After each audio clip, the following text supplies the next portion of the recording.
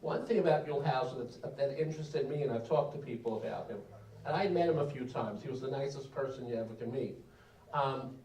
He always made it seem like everything was a surprise in his episodes, but he was really well prepared. He knew just what he was going to do. Yeah, he really did. That was part of his trick, I think, was he would walk into a place looking like he just got off the, fell off the turnip truck, like in the Simpsons episode.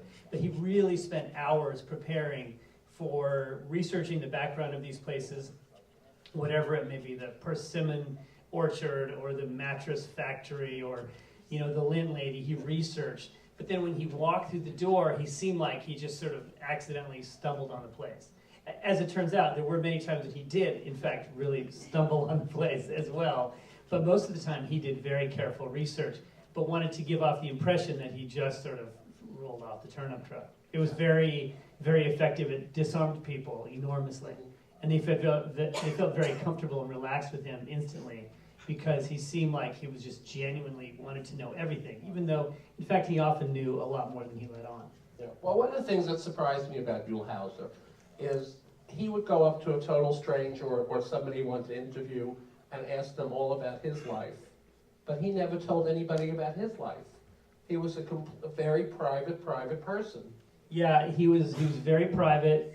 As the producer, Phil Noyes, was talking about, when the camera stopped, he stopped. He was not public Huell Howser, he was private Huell Howser. And he really wanted to keep that separate, I think, for his own kind of sanity. Like there's a line in here where he comes up to someone in a restaurant, he says, "Tell me what you're having for lunch." And he says, "Oh no, I met you, I want to talk about that." He says, No, I don't want to talk about that. Tell me what you're having for lunch." He always deflected attention away from himself. Is that why you left out his personal life? Yeah. Because he left it out, when he was alive? Yeah, I know about his personal life. I mean, a bit. I knew him a little bit personally, and it didn't seem relevant to what we were trying to get at, which was really in this film his working methods. What was unique and special about his broadcast talent?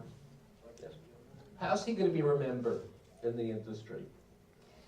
I mean, I can't think of any other. I've been in the TV and documentary world for many years, and I've never come across anyone who has anything close to his unique style, which we talked about, his way of touching people. No one touches people.